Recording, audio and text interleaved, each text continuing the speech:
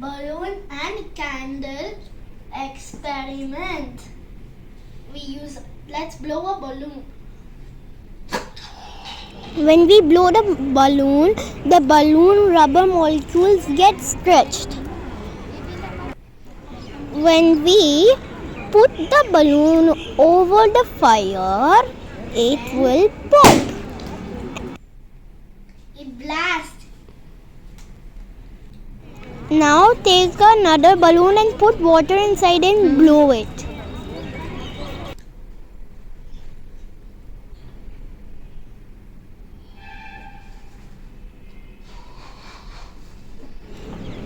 Now let's put the balloon on the fire.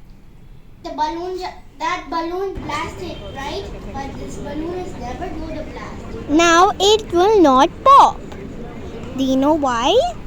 Because the water absorbs all the heat and prevents the balloon from popping over all the heat.